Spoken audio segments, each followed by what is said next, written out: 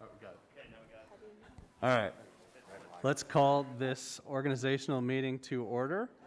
Our first item is administer the oath of office to our newly elected. So I would ask them to stand and, Janet, is it? All right, I'll have you do it. Both of you too, apparently. Jane Finch, Rosina Malone, J.P. Clausen. Do you solemnly swear that you will support the Constitution of the United States and the Constitution of the State of Iowa, and that you will faithfully and impartially, to the best of your ability, discharge the duties of the office of Board Director in the Iowa City Community School District as now and hereafter required by law? Respond by saying, "I will." I will. Thank you.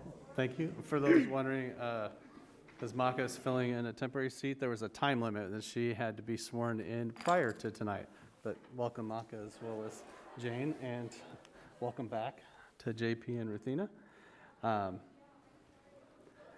With that, I would entertain a motion to appoint Janet Graff, Board Secretary, as temporary chair so we can do an election of officers. So moved. Second. All right. Kim? Assume we have to vote on this. Online voting is open.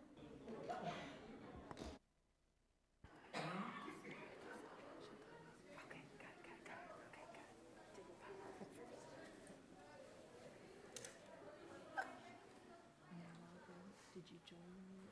Oh, I thought you did.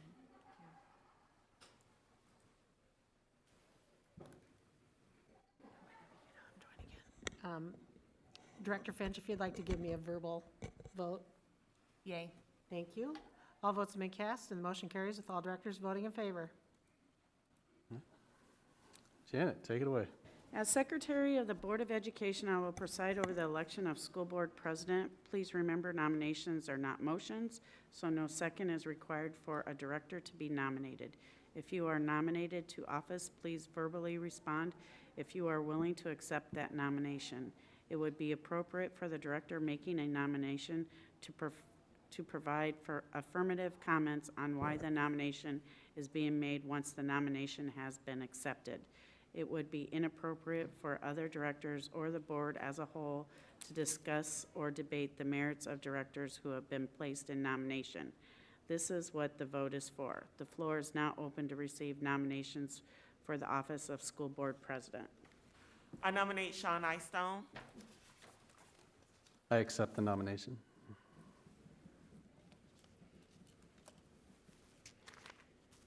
The floor is closed for nominations. We have a nomination of Sean Eystone.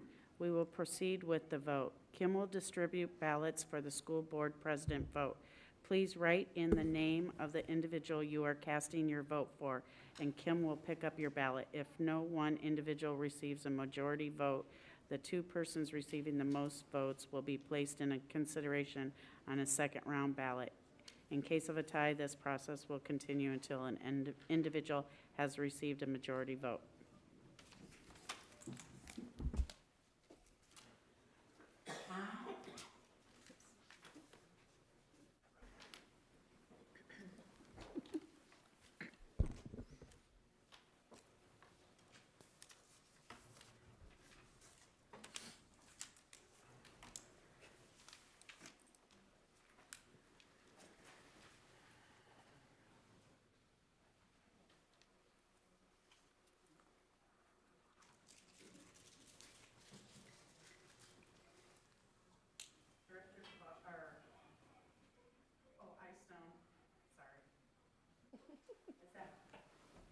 Oh, no. Is this Maka? Okay. So, sorry. Maka Hayek voted for Sean Eystone. Sorry. Reading the wrong lines. Director Williams voting for Sean Eystone. Director Eystone voting for Director Eystone. Director Malone voting for Director Eystone. Director Finch voting for Director Eystone, and Director Clausen voting for Director Eystone, and Director Easton voting for Director Eystone. Director Eystone has been duly elected to the office of School Board President. I will now administer the oath of office upon the President. President of the Board, do you solemnly swear that you will support the Constitution of the United States and the Constitution of the State of Iowa, and that you will faithfully and impartially, to the best of your ability, discharge the duties of the School Board President in the Iowa City Community School District, Iowa City, Iowa, as now and hereafter required by law? Respond by saying, "I will." I will.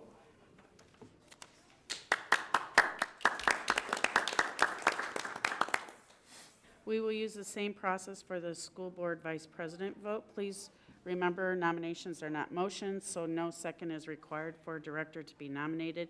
If you are nominated to office, please verbally respond if you're willing to accept the nomination. The floor is now open to receive nominations for the office of school board vice president. I'd nominate Ruthina Malone. Accept. The floor is closed for nominations. We have in nomination Ruthina Malone. We will now proceed with the vote. Kim will distribute ballots for the school board vice president vote. Please write in the name of the individual you're casting your vote for, and Kim will pick up your ballot. If no individual receives a majority vote, the two persons receiving the most votes will be placed in consideration on a second round ballot. In case of a tie, this process will continue until an individual has received a majority vote.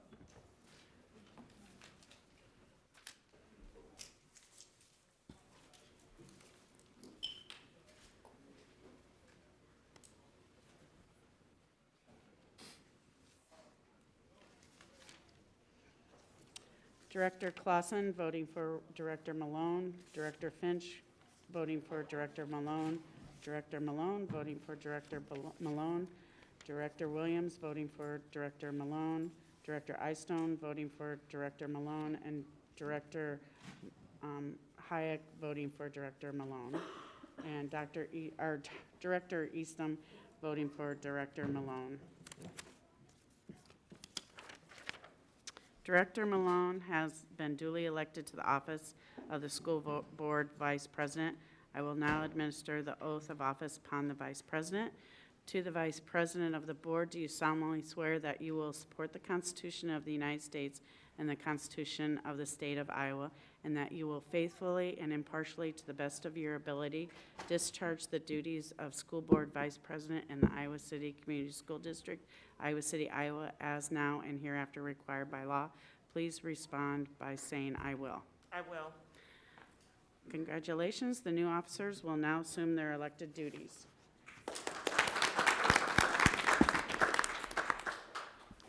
Thank you, Janet. Appreciate it. All right. Our first item is just approval of agenda of tonight's organizational meeting, so I'd entertain a motion. I move that we approve tonight's organizational meeting agenda. Second. All right. Kim, ready to vote?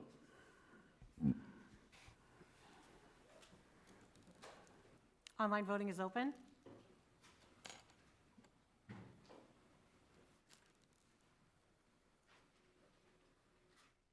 All votes have been cast, and the motion carries with all directors voting in favor. Thank you, Kim. As it is our organizational meeting, we have several annual approvals to get through. First up is the time and place of our regular board meetings. I would entertain a motion. I move approval of the 2021-22 board meeting schedule. Second. All right, Kim? Question, this is at your house, right, Sean? Just kidding. Online voting is open.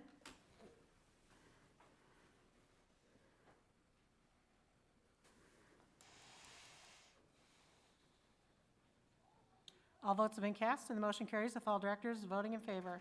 All right, thank you. Next up, our School Corporation Council approval. Is there a motion?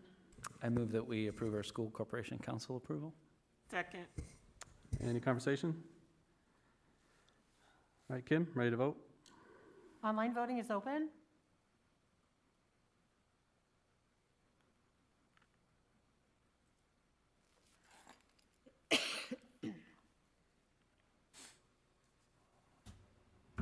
All votes have been cast, and the motion carries with all directors voting in favor. All right, next up is our all of our written policies, guidelines, rules, regulations, and procedures. I'd entertain a motion. I move we approve all written policies, guidelines, rules, regulations, and procedures. Second. All right, Kim? Online voting is open.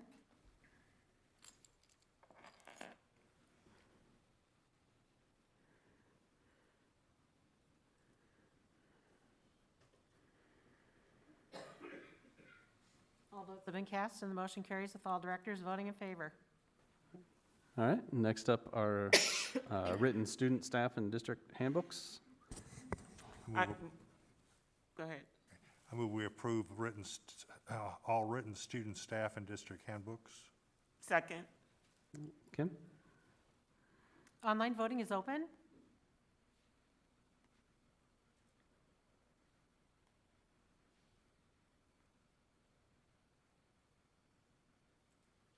All votes have been cast, and the motion carries with all directors voting in favor.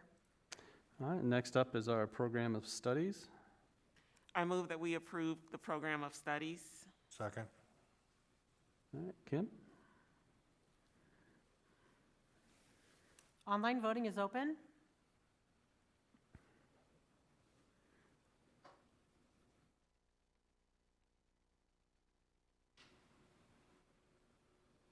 All votes have been cast, and the motion carries with all directors voting in favor. And next up is appointing our district multicultural gender fair designee. I move we appoint Laura Gray as the district MCGF designee. Second. All right, Kim? Online voting is open.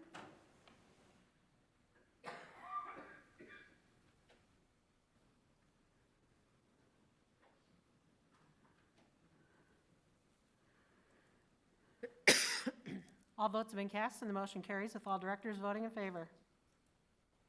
Next up are level 1 and level 2 investigators.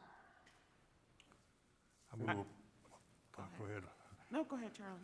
I move approval of the level 1 and level 2 investigators as presented. Second. Kim? Online voting is open.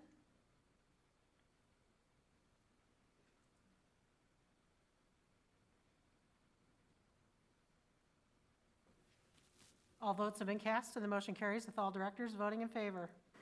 All right, next one is the district calendars on our 3-year cycle. I move we approve the district calendars in the 3-year cycle. Second. Kim?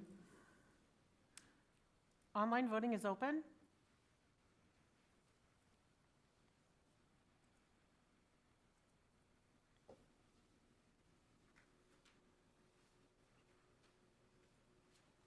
All votes have been cast, and the motion carries with all directors voting in favor. All right, and next up is equal employment opportunity and affirmative action plan. I move we approve the equal employment opportunity and affirmative action plan. Second. Kim? Online voting is open.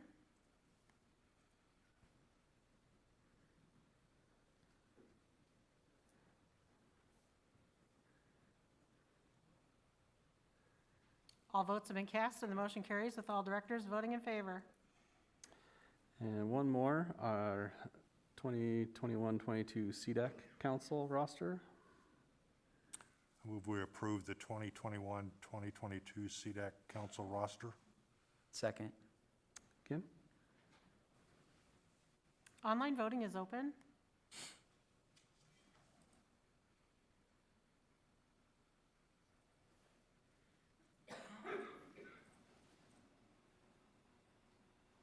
All votes have been cast, and the motion carries with all directors voting in favor. All right, thank you, Kim. Now we get to move down to policy review. These 3 things are all on their second reading for 5 of us, and the first reading for our 2 new additions. The first up is the policy primers that some changes came through based on some code changes at the state level and just some updates that they suggested with our policies for that. I would kind of just open it up if there's any questions or comments. We did look at it at our last meeting as well, but, or maybe it was 2 meetings ago. Any questions on these? All right. Then we also have our 200 series, same kind of story. We had a few things that we needed some minor adjustments made that we had talked about in committee and at the board table, and those are attached there, but it's the whole 200s are kind of up for grabs there. But any questions on that portion? All right, hearing none. The last one is our student appearance policy, and it did get a little bit of an update there from the EQUA team after they looked at it. Basically, how to enforce the policy, what teachers and staff need to know to how to appropriately do it. I think we talked about that at the board table of needing a little bit of, help in that regard of how to do it. So there's some updates there. I don't know if there's any comments or questions on that part. I'll make another comment I made it before. I just appreciate this kind of work. I think this is where we dig in and our folks are doing kind of real work to, frankly, these kinds of policies are often where, kids in the past have experienced racism and problems with dress. And this has come up, and I'm really proud that we're in a district that's, moving in this type of a direction. Now, personally, I'm not against school uniforms. I'll say that publicly, but I don't think we're going to get anywhere with that. So in lieu of something like that, this is really kind of gets it out of the way. It really, lets our kids, present themselves in the way they seem fit. That's appropriate, and we've defined that. And then I think most importantly, we give our administrators really good guidance on how to follow that. And so I just appreciate the work again, and I just wanted to say that publicly, that sometimes this work doesn't go noticed, but it's still important. And we're doing it, and we're going to keep plugging away. So thank you. Any other questions or comments, directors? All right, you'll see all those come up here in a little bit when we get down to action items. But let's go ahead and move down to our discussion items, because that'll be the bulk of our time, I think. First up is our board committee assignments for the year. And let me first say thank you to everyone for filling it in almost completely, so that's fantastic. There's only, 1 or 2 empty spots there. So I'm just going to start at the top, and we do need an alternate for our P&G committee, it looks like. I will serve another year as the alternate. I just wanted to make sure that no one else wanted to be alternate, JP Charlie, but I will, now that I've given you that opportunity and it's been declined, I will step in. I didn't because I didn't know people on, but I'd be willing to fill in as an alternate. I haven't done a lot of P&G work, and I'm certainly not against it, and I'd be willing to be that. There you go. There you go. Sure, That's all. okay, great. All right, we're putting JP there. All right, we can move down. I know the next thing, looks like we need 2 board members on the Iowa City Assessors Conference Board. I think they kind of go hand in hand with the evaluation committee, so I look towards Maka to put her name in the other slot since she took one of them, but I think they you do have kinda to go live in hand Iowa hand. City. Well, yeah, I think you have to live in Iowa City, so I can't be I on it. can't. Thanks for making that so easy to say yes to. She volunteered. All right. And then the next, I think the only real empty spot left is the Coalition for Racial Justice, and I don't remember who was on that and when I they just hold have, those meetings. like, how often do they meet? Does Do it we know? exist? Has there been a meeting? I don't, to my knowledge, actually, the coalition has been active for quite a while now. Okay. So I was under that impression as well. I know we had it on there before. So I think at this point we can, thanks Maka for signing up there. We can leave your name there if it does get reinstated. We certainly would want. I wonder could we have an alternate for Black Voices Project? Well, we can talk about that, but typically, Charlie is a member of Black Voices. I am actually paying my dues tonight to be a member. And then we have 2 board members that will be there. I think we want to be careful with already having 4, and I've committed to making sure that that group understands that my membership is a member, and I will not be engaging with board discussions to ensure that we're not violating any open meeting rules. So, I mean, essentially, Lisa, what I'm saying, if an alternate is needed, I can always remove my member hat if need be, but I think oftentimes there's always, I think we'll be covered. I just wanted to make sure Yeah. that if Jane or I have to miss a meeting, that we have adequate representation lined up Yes. for that meeting, because I think it is an important committee, especially since Coalition for Racial Justice may not be meeting. All right. I think, was that everything then? DPO, It's pretty filled in, other than meetings that are already over. So, oh, duh. I didn't think see we're good that. there. Yeah, thank you. All right, we can quickly dismiss that item and move on to the next one. Thanks, everyone, for signing up for different things. And our equity update. Matt, would you like to kick us off? Sure. So the bulk of our conversation tonight, of course, is following up from comments we'd heard at the last meeting on the 9th, and then comments again this evening. And honestly, a lot of this work is around culture, right? And the culture in the district, culture at different school buildings, and how we try to address that, which is really goal 3 in our comprehensive diversity, equity, inclusion plan. And so there's some pieces here that I'm just going to kind of rattle off and share with you tonight that from a long-term and short-term perspective that we're working on. And then, of course, it's your opportunity to have a conversation and make sure, you know, you kind of vet what we're doing, or, you know, if you have suggestions or additional things or questions about our approach as we continue to work through this, that would be a good conversation to have, or of course, the board's conversation they want to have in response to that. So long-term response, a step we had initially identified was making sure we have a board policy or admin guideline that clearly identifies the link to our discipline protocols and procedures around racial slurs, hateful, abusive language, and how those situations are handled. I think that clarity in that piece would be part of what we've heard from folks, and making sure that link to board policy is present there to our discipline protocols and procedures. The theme of accountability, one thing that we did in our monthly updates over the last 18 months has talked about an administrator standard and the teacher eval standard as we work through there about to that end. And we implemented the administrator standard this year with the new administrator standards. We've been on track to implement that teacher standard next year, and we'd continued to update around that piece. But in conjunction of that, a piece the team has worked on here is a next iteration of Portrait of a Graduate to really a Portrait of an Educator.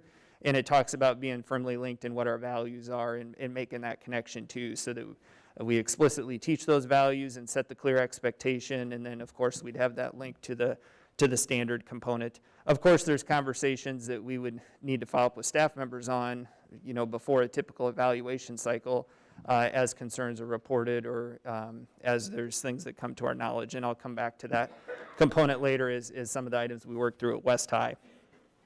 We've also talked, and this was an idea really brought to us from the Equity Advisory Council some time ago, but a district student voice group, really. So, you know, we have our school buildings where there's an element where they consistently speak and hear from the students. Our building level teams do that.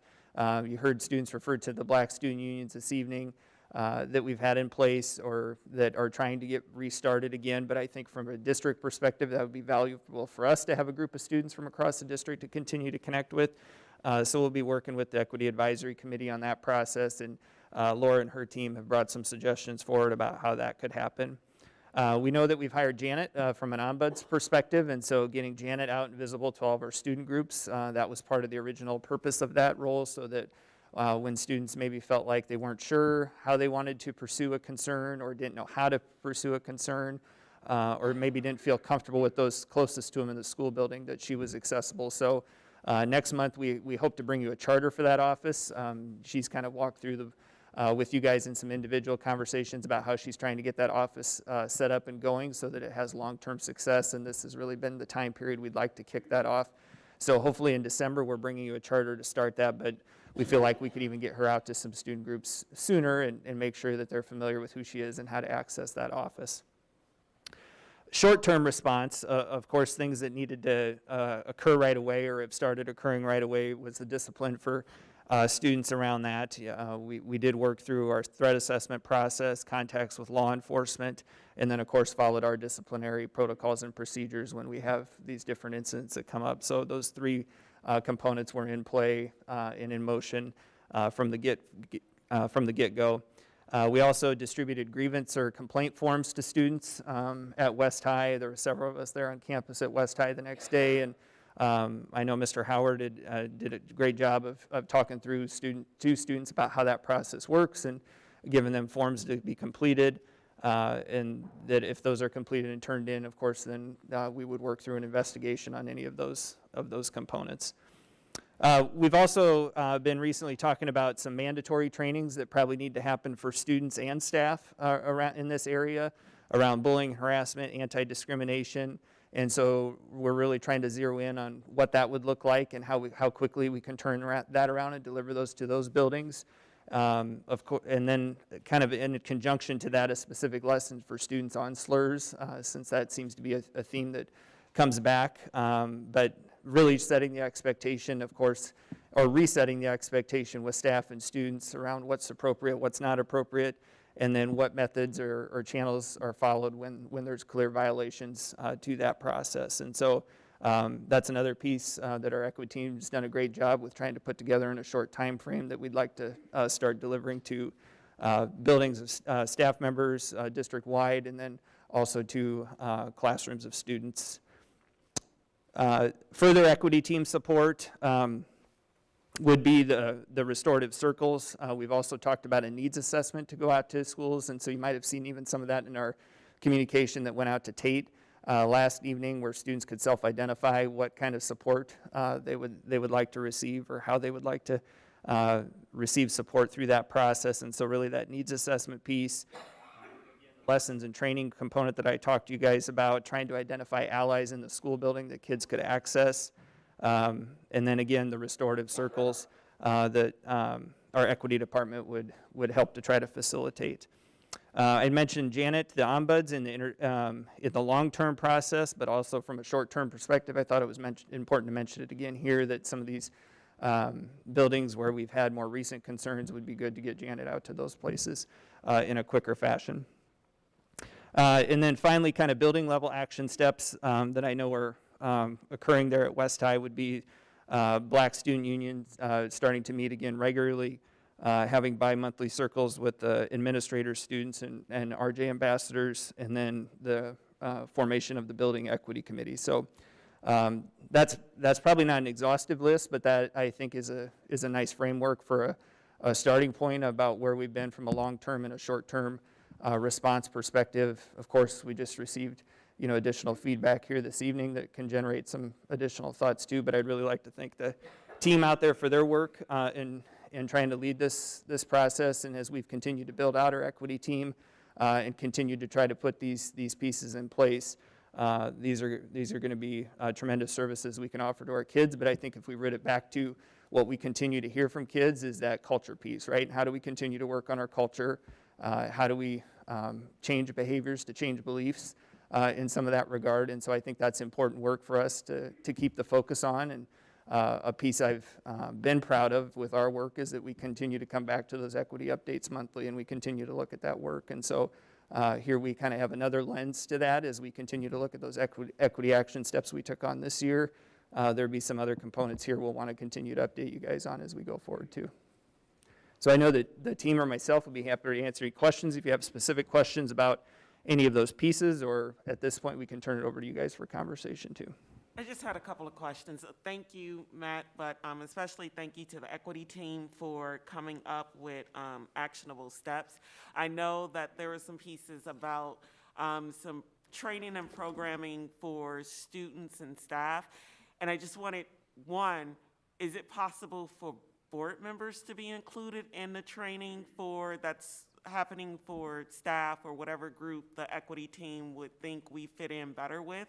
And two, when we're talking about staff, are we talking about everyone all together, or are we doing a tier approach that oftentimes, the culture change, at least for me where I work, it has to start from the top down. So if our leaders haven't committed, and leaders by principals, administrators, or whoever, it's kind of difficult to then get that ingrained in staff. So just trying to figure out what are we thinking when we say staff training to address a culture shift. Anybody? Did you want to jump in, Laura? Or? I would say, I'll give her a little think time here, Ruthina, but I would say part of that's what we're working on this week and some of the pieces in motion. But anytime we talk staff training, our leaders have to be a definite part of that. They have to receive that first. And we also want to equip them to be able to deliver some of this to their staff in conjunction with the equity department. So I think those are some of the components and details that we're working through. But definitely our leadership team has to be right in front on that work, and that they have to receive that training. And then we need to be able to support staff as they go through that training too. But I think it's going back to also having that high standard about what we expect in our classrooms. And I think an important piece for us is, as we encounter different challenges sometimes in the system, we have to reevaluate what we're doing, right? This won't be the first time we've had a bullying and harassment or anti-discrimination training for staff, but it causes us to reevaluate and have to do some additional components when we have problems that present themselves, and bring that front of mind for people again, and make sure that we're remaining that same commitment to the work as we go through. And then also looking at it that same lens with our kids, right? That there needs to be an element of training for our students, obviously, that has to be clear and set a high bar of expectations for them too. So kind of thinking about what we do with annual staff trainings, we probably need to start thinking through that lens with our students and being very explicit about that piece too. So Laura, I don't know if you have anything different you want to add. Sure. Hi, everyone. I would say our administrative team has had some training for a while. It's just a need for consistency, for follow-up, for them to be able to demonstrate what we taught them, and the accountability piece too, when we're not seeing it, because they have been trained. We would love to share with the board what it is that looks like, so you all can be aware, when people are like, okay, so what is it, we're hearing lots of questions about what's being done. Well, on the educational side, the teaching and learning side, we're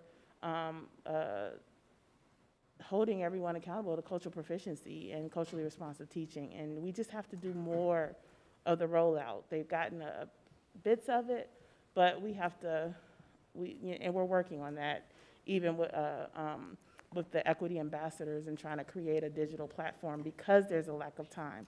But I want you all to know, so when people say what we're not doing or what we are doing, you all will be able to speak to it yourselves and say, okay, well, I know for a fact that this is, the training that's taking place in Iowa City Community School District. So by all means, we would love for you to know what it is that we're doing with the educational component.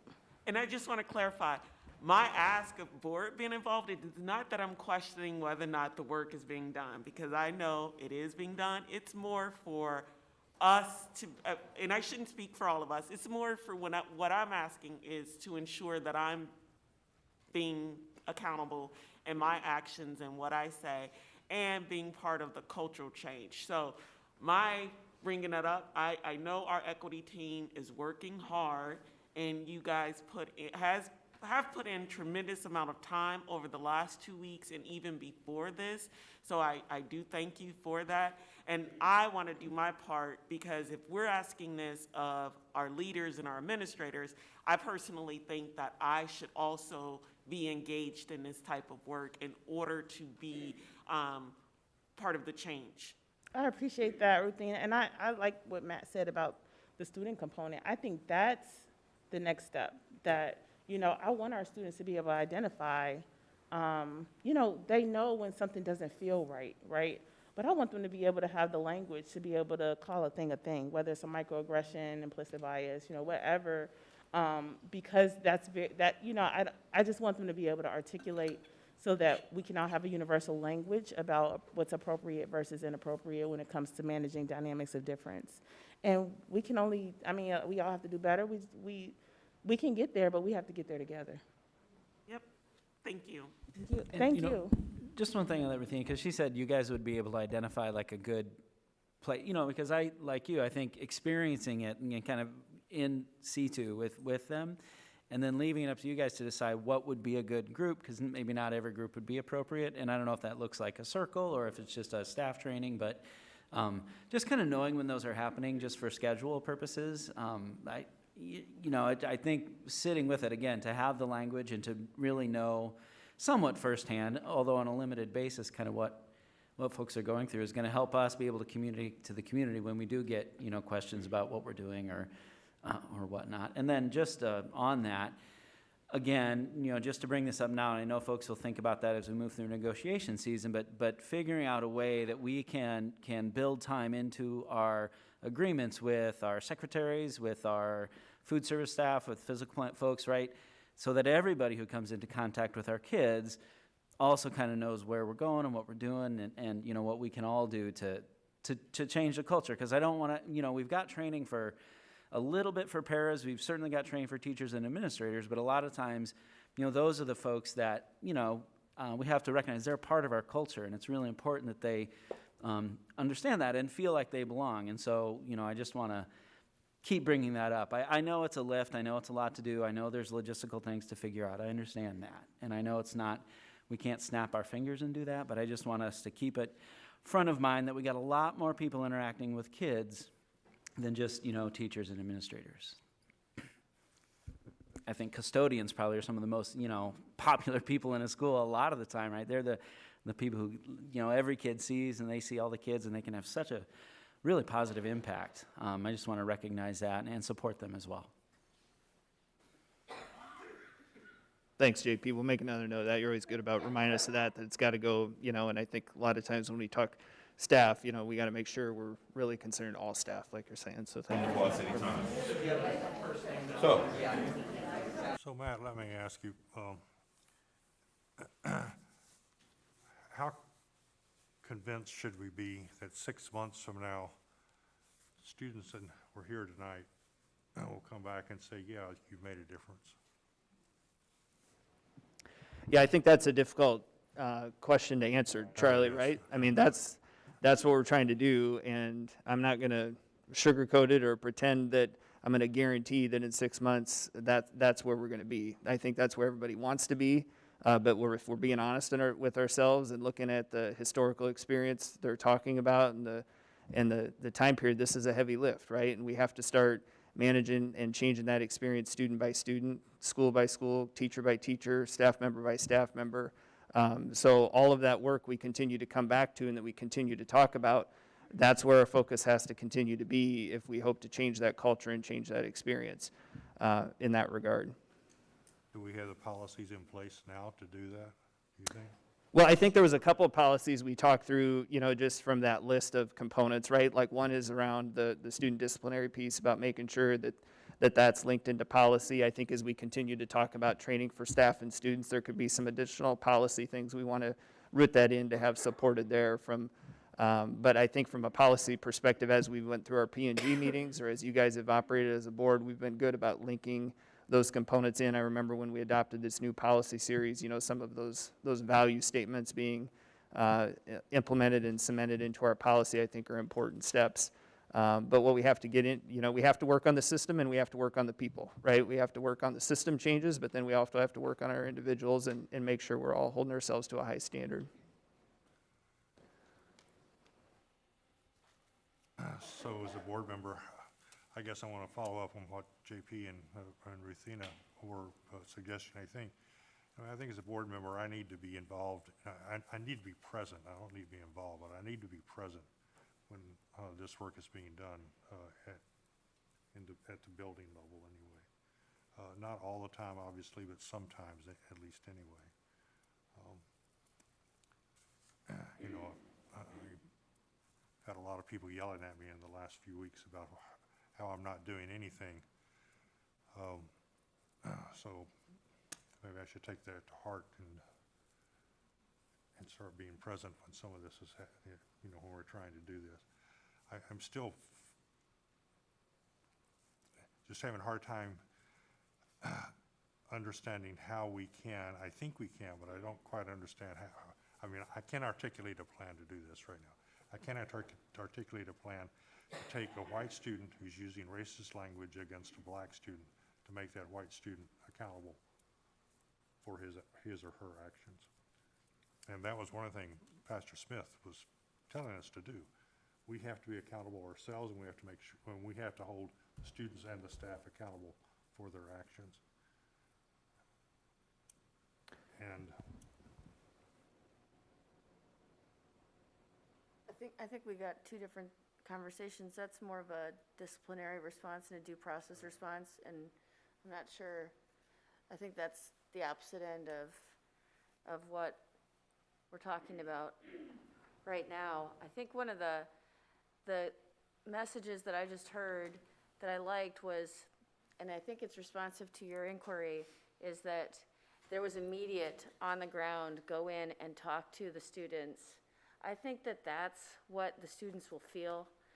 The policies are important and the strategies are important, and this was referred to earlier, and we obviously need those. This is a long-term problem that requires a lot of work, but I do think that the way in 6 months that there could be a difference is how the district did go into the school right away and said, let's meet you where you are.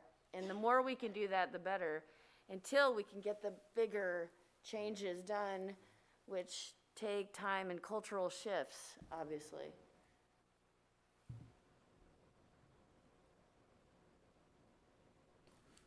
I just want to thank our equity department. You guys have been doing some really heavy work that I'm really proud of. I really appreciate it. It's been kicked into high gear these last 2 weeks, but it's really been kicked into high gear since the summer of 2020 and before that. And so thank you for coming up with these solutions and paths forward to really thorny, tough issues. I really think that your work is what's going to change the district. So thank you. Kind of looking to other, I'm really struggling with all the thoughts that are running through my head. We had one speaker tonight gave us 30 days to be better, and one gave us until after today to be better. I think what I'm struggling with is that I too know the hard work that is going on by a lot of people. My question is it visible, right? How do we make it more visible? I know, the questions have come, what's the discipline for the kid who's making racist comments, right? And I understand individual things like that. There are privacy concerns, and we can't just go out and tell everybody what's going on. But I think to your point, Matt, policy-wise, right, like this type of behavior equals this type of response, and that's very clear, then we don't have to say this individual is getting this, because they're all getting that if they behave that way. And I think I was wanting to wholeheartedly agree with Ruthina earlier when she was asking about the board attending some of these trainings. And again, it's not for me personally, it's not for like oversight purposes. It's how can I be better at my job, right? I think, a lot of folks have thanked our equity team. I mean, I need to know how to have ongoing support for you guys. I mean, that's a hard work. And it does take all of us, and so I need to know how to be better at it. And quite frankly, when they're telling us to be better, I'm like, I don't know how to be better all the time. In the moment, I'm like, I could have done that better. And I personally need to figure out how to be better, and then how can we just have those ripples, right? People ask us, you're not going to solve systemic racism, right, across the world. No, but we're going to solve it here, and other people do look at us and see what we're doing, and we're going to figure out how to make our district the place that people look to That's the way to fix things. Do we have those answers now? Of course not, but that doesn't stop us from that being our goal, right? Like, that's what we want to do. I would totally love to say, you know what, racism ends tomorrow. That was kind of our task that we got tonight. So just because in my head I'm thinking there's no way we can do that, that doesn't mean that shouldn't be our goal. It should end tomorrow, and if we don't get it ended tomorrow, it should be the next day. And if it's not the next day, it's the next day. So from my perspective as a board member and just a member of this community, what can I do in this role to support you? And I'm working on what I can do as in my professional life, in my own trainings that way, and as a friend and an ally in my community, I'm working on that. But sitting here in this chair, I'm here to help all of you do your jobs, and that's what I need to flesh out, right? And whatever that may be, that's what I'm here for. But I will echo everyone else and give my thanks to the whole equity team and everyone else in the administrative team that's putting a lot of work in this. I know that equity is our top thing in this district. It just is. It hasn't always been. And that's what's got us to not a great place. But I think we can get there. But we shouldn't have this thoughts that what's it going to be like 6 months from now? We need to know what's going to be like next week, and then the week after, and the week after, right? And every day, we're doing something, right, to make a positive change. That's my goal for myself, and so I would challenge the rest of my board directors to do the same thing. But that was a lot of ranting. I apologize. Thanks, Sean. Yeah, if we can't fix systemic racism writ all, we can work on racism in our system. And I think that's what we have control over. Those are those things. That is, again, a heavy lift, and it is a culture shift. Obviously, cultures don't change overnight. Cultures might not change in 6 months, but there will be work done overnight, and there will be work done every day and every week. And again, yeah, to the equity department and everybody, you know, it's a heavy lift. We all signed up to go out and campaign and get out and knock doors and go to the farmers market to kind of put ourselves up for this. And I know we're compensating you folks, but that's a lot. You know, that heat is for us, I think, to take, and then you guys go and do the work. And I appreciate the work that you're doing, and can't echo that enough. The work, Matt, you and your team are doing. I think what I feel is we are moving in the same direction, that we are on the same page, and we're going to figure out how to get there. And again, you know, yeah, how can I better do my part?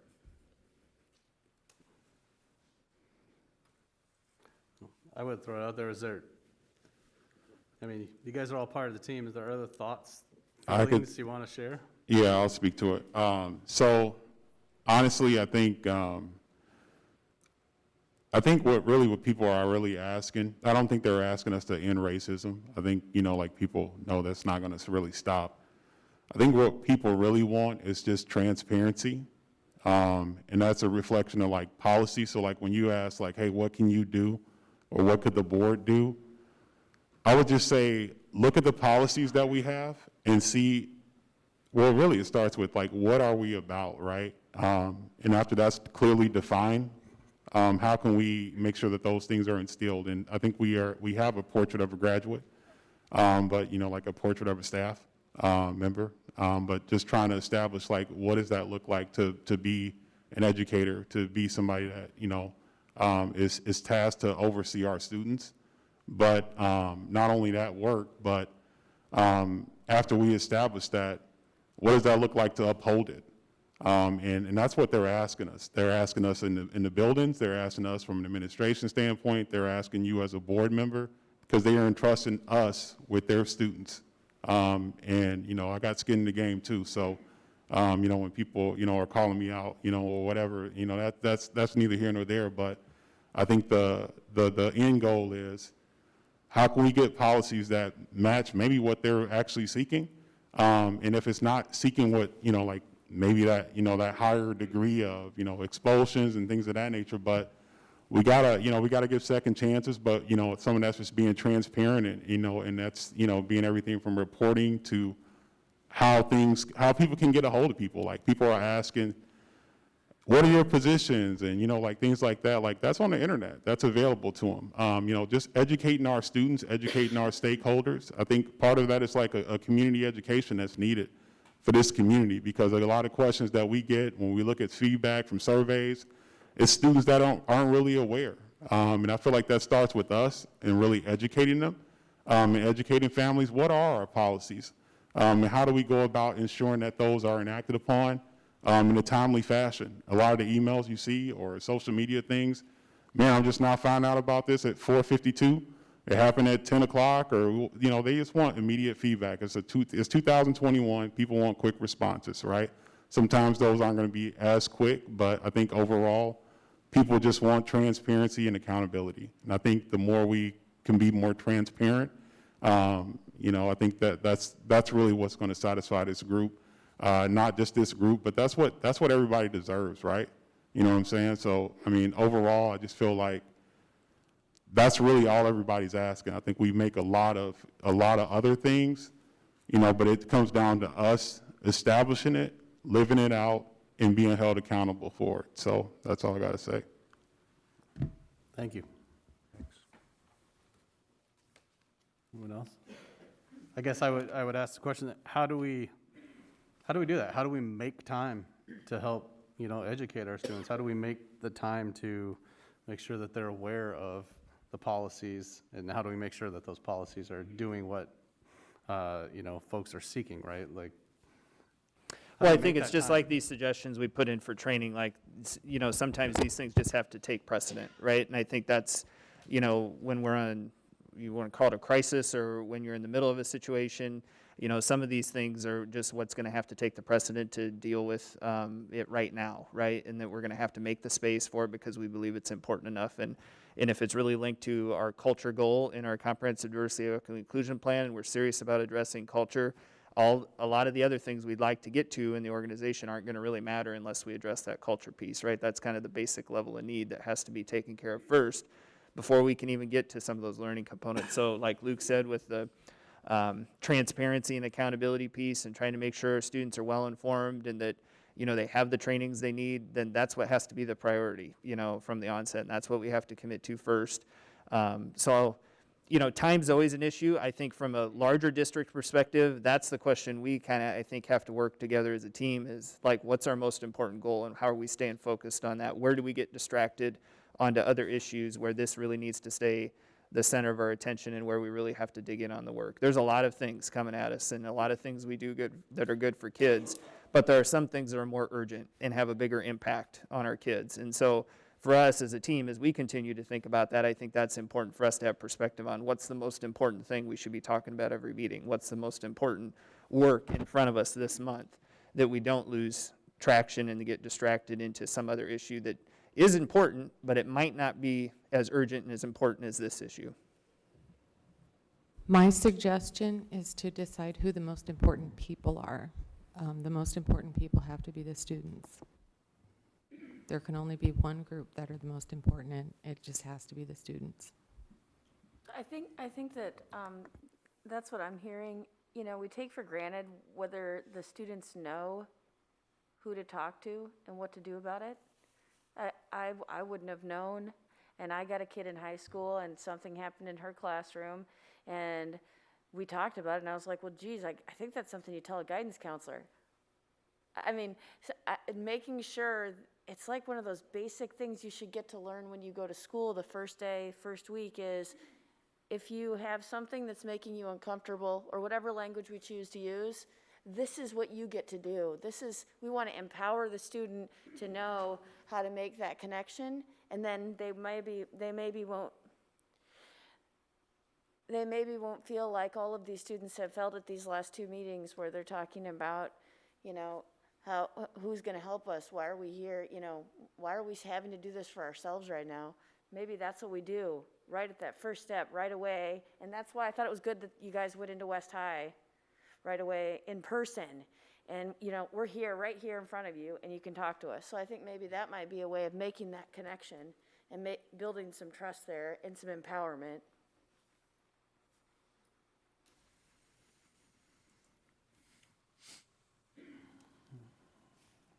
kind of looking around, giving some awkward silence for people to chew on it, see if they have any other things they want to add. I just want to go back to what Lisa shared, because I think we can have the same value statement and we can have the same alignment on some different things and be pointed in the right direction. I think as we continue this work together, the important conversation will become, what are, in the favorite phrase that she used that I've picked up and I adopt and use all the time is, what are we anchored to? And like, so when we get to a decision point and something's going to be uncomfortable about a decision, what is our anchor point, right? And who's it going to be best for, right? And we can never go wrong if it's what's best for kids, right? And if it's what's best for our students. And so I think just trying to have that mind frame as we approach every decision, and I know we all inherently do and want to do what's right for kids, but there's going to be times where some things are uncomfortable or where those come in conflict about how we're going to make a decision. And when we say we're here for kids and we're here for all kids, that's going to lead us into some pretty safe territory about how we then make decisions, right? And that decision should become pretty easy for us. So just thank her for sharing that one, because I think that should help us, give us a lot of confidence in how we approach this work.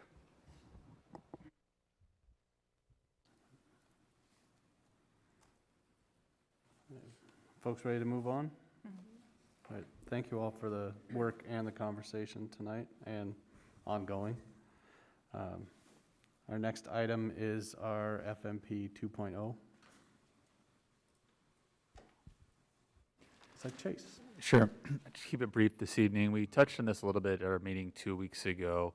Our plan after meeting with the Ops Committee is to put a timeline and draft plan of projects together to bring back to the board for a more robust conversation in December. So we don't have anything to present tonight. That was by design, but we have started those meetings to start putting together an outline for, I believe, probably the first 5 years as a starting point to identify what projects we think we can get underway right now, but then also, as we've talked about all year, some of those decision points that we really have to have some more robust conversations on that will then dictate some of the other work that takes place. So the timeline will have projects that we believe we can get underway, and then also where we think decision points need to be made so that we can then plot in other work over the next, over the course of FMP 2.0.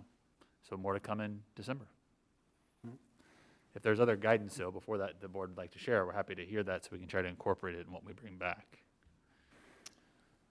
No, I mean, I don't have any questions. I guess I'd throw it out to the rest of the team. I know that getting a new member on the operations team, I don't know, is it Maka?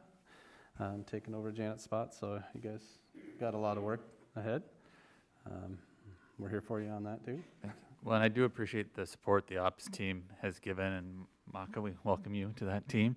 But as we bring this back in December, we will try to really continue to push the envelope to move the work forward.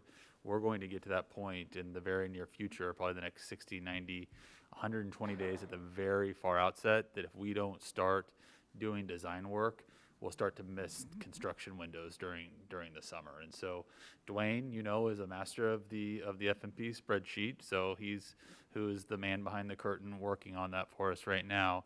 But there will be some of those pieces that as we bring it back, we will want to start looking to start bidding some of that work here in the near future. So Les is working on the costing.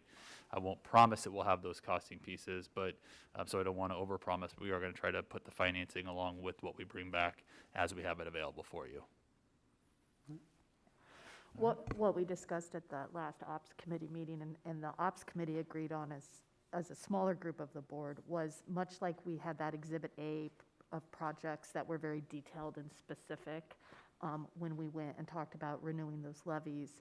Hopefully Jeff and Chase and Les will present kind of a summary of Exhibit A to us at our December meeting, that they can get approval from the board to start doing what Chase just said, actually bidding out projects. And then those big Group B, Group C projects, those are the projects that we're going to have board discussions about. Right. But we have that list of A, that will be the next 5 years of work. So while they undertake those Group A projects, we'll talk the B and Cs and provide some direction there. But I just want the board members to know, I hopefully expect some pretty detailed projects at the December meeting that hopefully we can take a good, strong look at ahead of time and be ready to discuss and hopefully approve at the December meeting. That'd be good. Anything else? All right, thank you, Chase. Next up, I have a health and safety update. Yeah, and I'm going to quickly turn it over to Chase here a little bit to revisit some of the information we shared with you at the last meeting and entertain some conversation here with you guys. But really, this conversation roots back to knowing that the vaccines are out now for our little students. What happens next as far as the mask requirement goes? And we've presented a chart to you previously, at least once, maybe twice, and looked at what potential percentages we can include in that chart. That's becoming difficult to identify.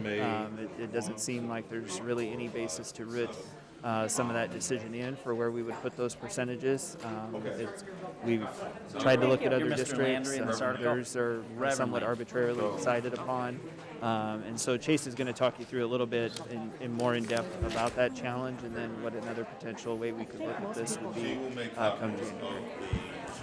Thanks, Matt. And, first, thank you for the board's feedback 2 weeks ago, and then meeting with Maka and your feedback as well. I didn't get one of those. And Matt's right. Oh, Pick those. numbers, Oh, they okay. are going to be pretty arbitrary, and as we started to kind of reflect on that. Good evening, all along, everyone.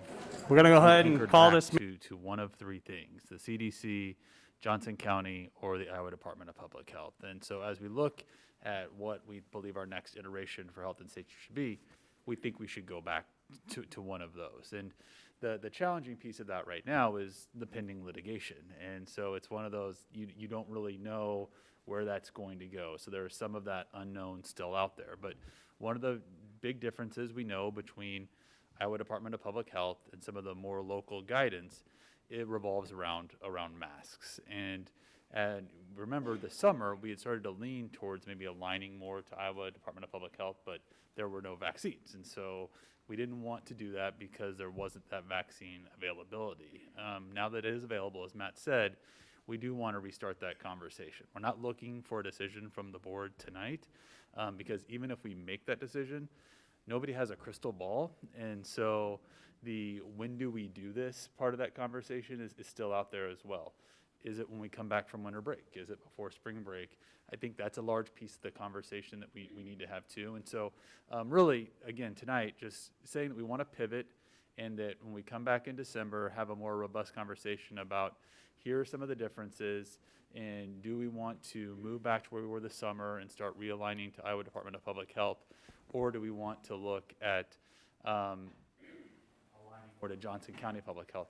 Looked at Jess is near Kristen and Kate for a little help, because CDC currently is more aligned with Johnson County Public Health. Okay, so we would look at, again, is it that CDC, Johnson County, or going with Iowa Department of Public Health, rather than looking at a certain percentage. And as we shared last week, even with some of the uptick in some of our buildings, our percentage would have to be 1% or less to really tip us over to requiring masks, because we just haven't seen high numbers. And again, knowing that, we believe we want to tie back to something that is more rooted where we've been the entire time.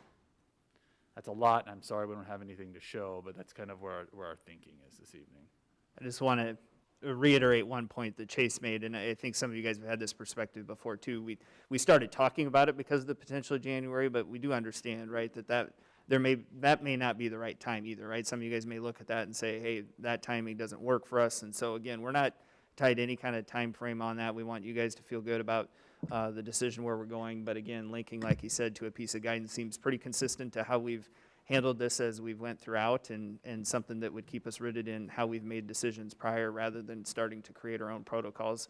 We've entertained that conversation before when we even got to quarantine, right? And we said, hey, that's just not a good idea. We need to stay linked to a piece of guidance and stay consistent on that. So I think that's, again, the reason for the pivot this evening, and Chase did a nice job of walking through some of the different components there. So I know we'd be happy to answer any questions, or if you guys have some kind of general sense or direction of where you'd like to go, that would be helpful for us to understand.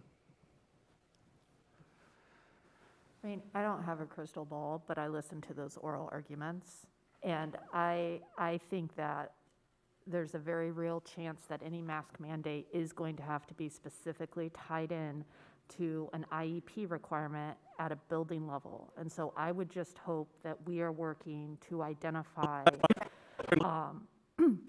those points in the district, because that opinion is going to come down fast and hard. It could come down tomorrow. And I wouldn't be surprised if it did, if they're trying to get out that opinion before the Thanksgiving break. But we're going to have to be able to pivot on a dime and be able to say, we need masks in these buildings because of these medically fragile students, if that's the way the court goes. And because otherwise, then what's going to happen is if we can't establish that we need to mask for medically fragile students, we're not going to be allowed to. And so that's my primary concern right now is, are we ready to respond to that very dramatic shift in where things are? Because I think there's a real chance it's coming. Well, I might let Lisa jump in here a little bit from her perspective, but when we looked at some of this originally, before there was the ability for us to do a mask requirement, some of that was all going to have to happen through the IEP process, right? So you think about how many students would have to have an IEP meeting scheduled to be able to do a mask requirement for the students that would be around them or the staff that would be around them. That would obviously be a challenge for us, right, to do that. And I think that's why you're asking the question, Lisa. So, Lisa, I mean, would that still be your take? I mean, that there would have to be, as with most things, special ed related, there'd have to be a meeting, right, before we would move forward on some kind of a change. But any other information you have there? Sorry. I think it kind of depends. That's your other favorite answer. Other than, Yeah, other than we that's have all to I have a have. meeting, it's always, it depends That's in the only answer special I ed. ever Yeah. have. Yeah. I think it does it kind of depends on the situation, but we also have 504s and those kind of situations too. Health plans that should possibly be 504s too. I mean, we have health plans that aren't 504s right now that probably would be in this case. I mean, so it kind of ripples out. I mean, yeah, there are a lot of different situations that. So depending again on the individual situation, it might allow us to do some quicker versus some other situation that might require a meeting. Because we could also have an influx of people requesting meetings to try to do the mask requirement where it might not reach that standard as identified either through the court case or whatever standard we're operating from in our own mindset around what that might look like for the needs of their child. So I know that would be a difficult piece to work through with families too. Well, we know with the IEP and the 504 laws that they didn't contemplate global pandemic. So I wonder if there's an exigent circumstances provision. I'm trying to remember what would even be triggered. My point is, I bet there's a workaround for the safety of a student that could die if people aren't wearing masks. I think there's probably something we can do there. I mean, Lisa, to your broader point, I mean, will we be able to pivot? I think that, I think that's one thing the team has done well, even when we haven't known what's coming up, whether it's a mask mandate being taken off the table at midnight in the middle of May and us sending that out and making sure that the buildings knew that was coming, or a mask mandate being allowed and us making sure that families knew that before they came back to school the next Monday. We try to be diligent and agile, and I think that's one thing that we've been able to respond. And so, unfortunately, we don't know what the order is going to say, but we're not going to leave our families not knowing, and we'll try to communicate as quickly as possible and make sure that we have the systems in place for all of our students to do that as quickly as we can. Well, I know the families of our medically fragile students were so relieved when we were able to require masks and create a safe spot for those students to come. I want to make sure that we're as organized as possible so we can alleviate fears and make sure that those students can still attend school safely. Sure.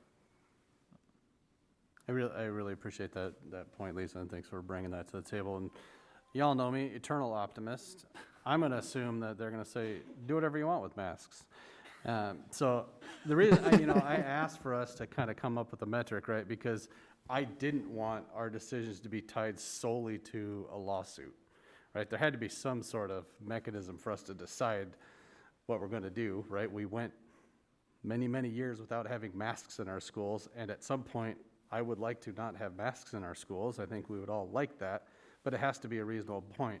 So I'm going to go to the percents that are arbitrary. I think they have to be arbitrary, and then we have to look at it and see if it's doing any good at that number, and if it's too high, too low, whatever, we have to adjust it. It's a bit of an eye test, right? And I would tell you, at this point, my eye test, I'm looking at my positive case count, and it's terrible right now in Iowa. It was actually looking really, really good this summer, but we were all outside in the summer, right? That seems like it's kind of how things work around here. So I'm not super optimistic that things are going to start looking better as we get into even colder days and we're all inside together. So I think we need to still have something crafted, right? Assuming that we have the authority to enact it, but it needs to be put together. And what Lisa said also has to be crafted, right, to be put together. So whichever way we're going to go, we need to go there. But I think we absolutely still need to have some sort of 9-square box or whatever you guys presented last time, and throw some numbers on it and See if hold it ourselves works. to it. See if it works, Right. yeah. Yeah, and I think part of what Chase was walking through too is we can definitely do that. I think what we'd want you guys to be aware of is even some of the higher buildings we have in place right now, the numbers we would suggest, they wouldn't call for a mask requirement at this time. And so those seem a little bit alarming to us based on the amount because of comparable experience.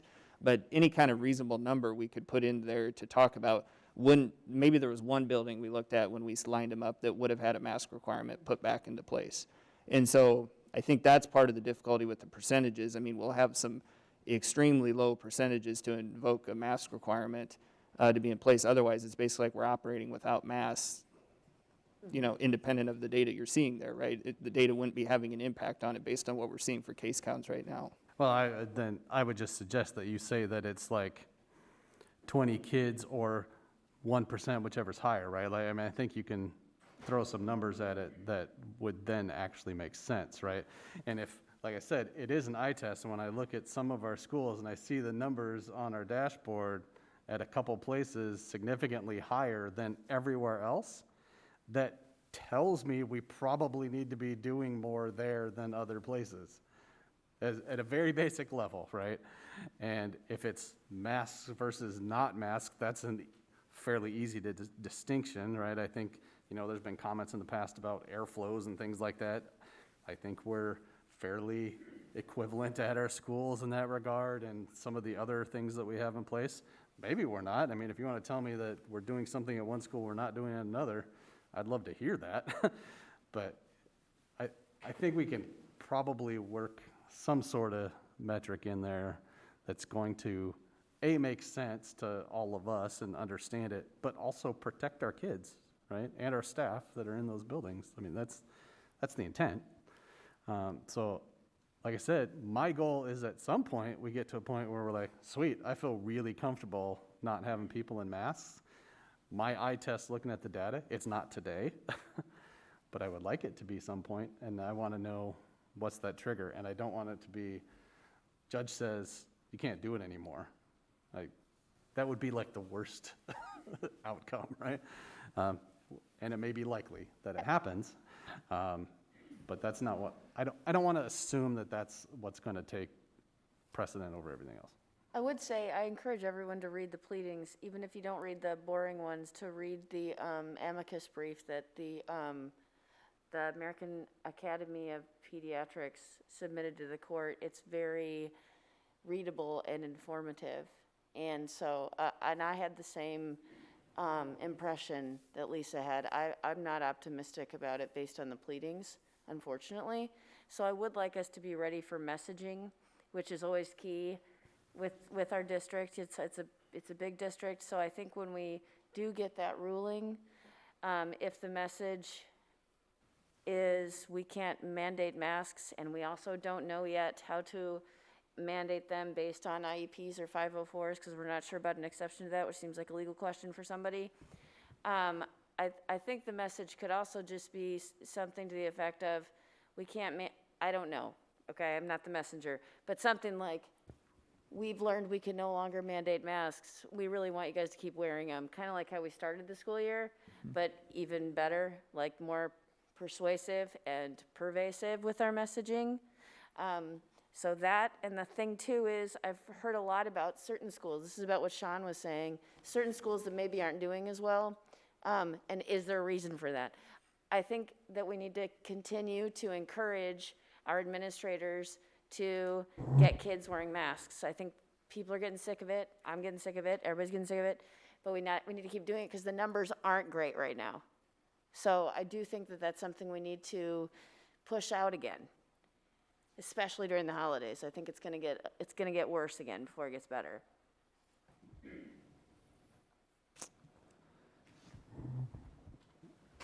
We can work on some numbers and percentages for sure. I do agree with Maka that if, the ruling comes back that way, we'll continue to try to message, and don't get mad at me for saying this, but if we're being honest, I mean, we are losing some credibility with kids, right, about trying to just encourage them to use masks at this point, right? I mean, they're aware when they go to grocery stores, when they see the TV, when they see other experiences where people aren't doing it, right? And that's the adults, again, the adults modeling, what's going on there. And so that will be a different challenge than it was even at the start of the year, because now they have this many months of experience around that. So that'll just be a reality piece that we'll have to encounter and that we'll have to work through. But we'll, of course, be ready with messaging. I know the special ed component is one that even if we don't have a direct answer, we can start to string out some communication that says, here's when we'll be back in touch with you about what that would look like, or here's who your resource is to contact around if you have that question. But we'll take a look at some of the case counts and some of the percentages for that. We did work with Jess at Johnson County Public Health around some of those buildings that do have some higher ones, and they weren't necessarily as alarmed as maybe some folks in the community were, that they see those kind of small outbreaks is pretty typical to what they've seen in some different incidents. And so nothing as far as alarming in the data there that should cause us to think we're doing something wrong or that there's additional mitigation needed at those sites. But that's been a pretty typical number that they've seen with some outbreaks. So a lot of work, I think, to continue to do, but I don't know, Chase, do you feel like we have enough to go back and bring something back in December for conversation? Yes, there's one other thing I would like to share, though. Well, first, thank you for passing the contract earlier tonight to help support additional testing. I think that's a piece of this as well, and so that's a positive. The other thing that's a piece of this and a very positive is the actual vaccines for our littles. We ran 10 clinics over the last 2 weeks. Almost 1,300 students went through the clinic, so that's great. And you couple that with our partners at the university that have done about 3,000 over that same time. So we're looking at almost 4,500 in the county, ages 5 through 11, that have received the vaccine. And so that's positive news as well, but it goes back to the messaging and continue to push that information out. So thank you to our partners, and thank you to our families that came and participated in the clinics, and much appreciation to our nurses that continue to do amazing work in this area as well. I'm sorry, just a quick question around that. So will we run a second clinic for their second dose? I'm assuming yes. We do. We start Okay. on Monday. So we'll be, Alright. I'm sorry? I said, all right, that's Yeah. great. I just wanted to make sure Yes, that yes, went that's out a great, in that's a public. great point. That's a great point. I have had so many parents, I mean, probably more than a dozen, thank me for the clinics. So I just wanted to say that the community, I think, maybe not everybody took advantage of it because they went to the U, but so, just a huge portion of our community was so appreciative of that. So thank you for arranging that, flipping it, getting it all set up. That's some great work. Thank you. Kristen. Yes. Thank you, Kristen. Thank you. All right. Even got a banana split after her shot, so I think, she's High thanking bar, people, but JP. maybe she doesn't know why. I need to go get another shot. Kind of food motivated. All right. Anything else on the topic, Matt, from the team? I was just going to say thank you to Kristen, too. I think she might have been at every single clinic and arranged all those. And, of course, our nursing staff that have been there, too. A lot of administrators went and helped. But I think Kristen was at every single one. So great work by her. Thank you, Kristen. Let's go ahead and move on into our action items. It's like 5 to 9, and we're going to get done at 9.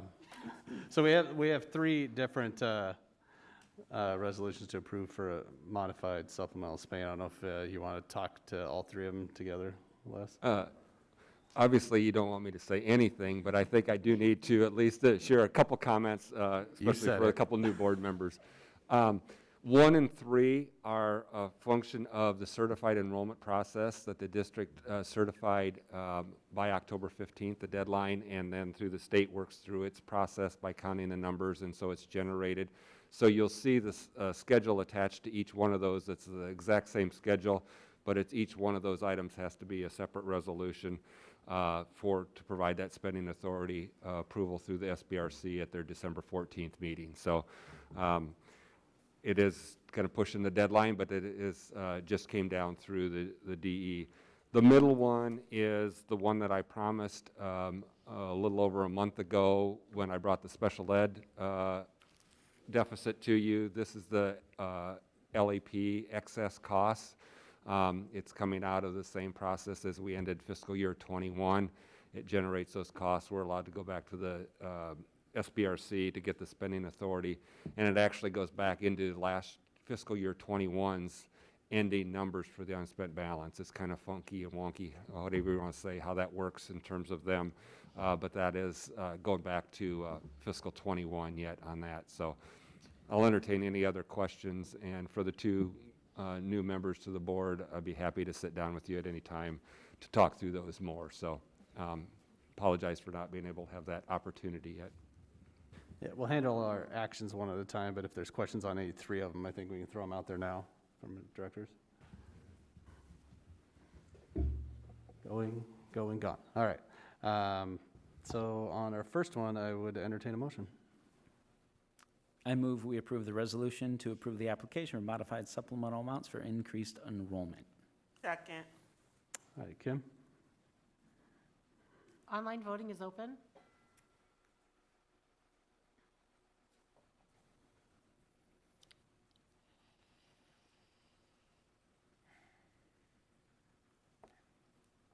All votes have been cast, and the motion carries with all directors voting in favor. All right. The second one, LEP. Entertain a motion. I move that we approve the application for modified supplemental amounts for limited English program LEP costs.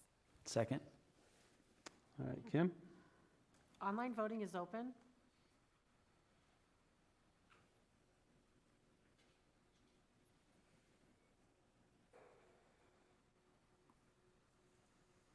All votes have been cast, and the motion carries with all directors voting in favor. And our third one on ELL. I move that we approve the application for modified supplemental amounts for ELL instruction beyond 5-year waiting. Second. All right, Kim? Online voting is open.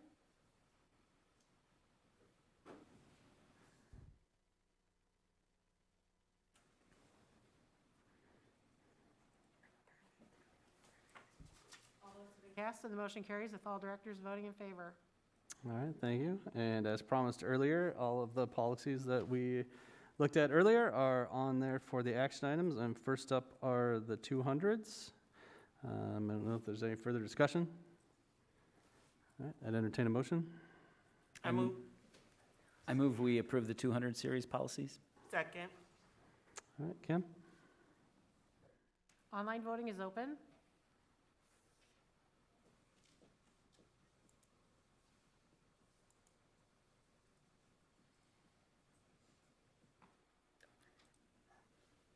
All votes have been cast, and the motion carries with all directors voting in favor. All right, thank you. And next up, some of the policy primer changes from ISB. They're scattered across 1 through 6 series, but I would entertain a motion for that. I move that we approve the policy primers. Second. Any further discussion? All right, Kim? Online voting is open.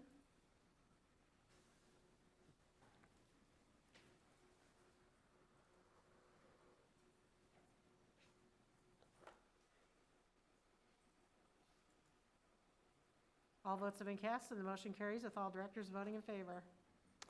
All right, and last one is our student appearance policy. Entertain a motion for that one. I move we approve our student appearance policy. Second. Any discussion? All right, Kim? Online voting is open.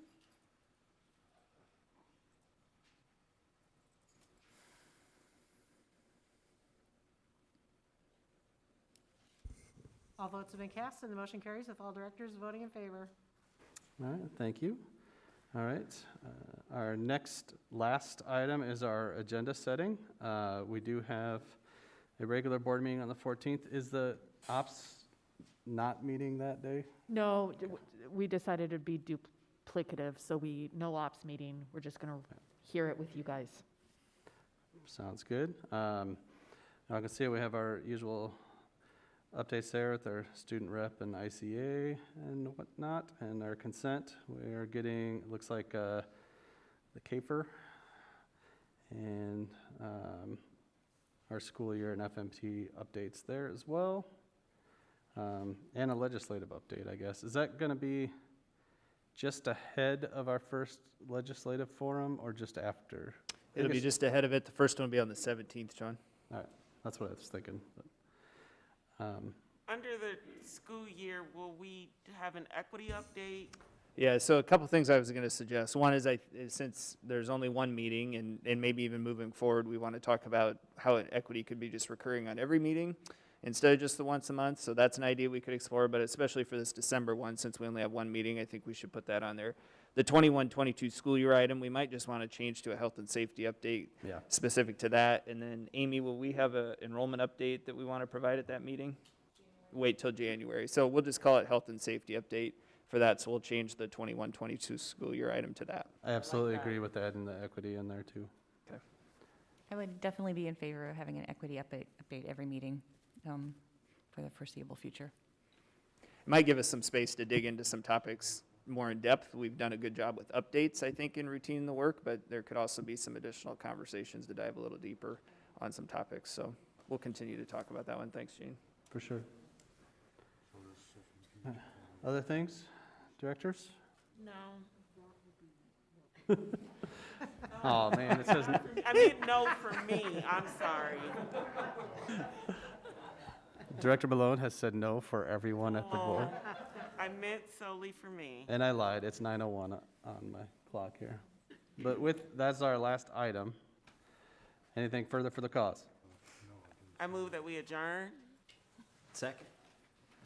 All in favor? Aye. Aye. And I'm sorry, directors, before you leave, since I made certain people dress up, can we take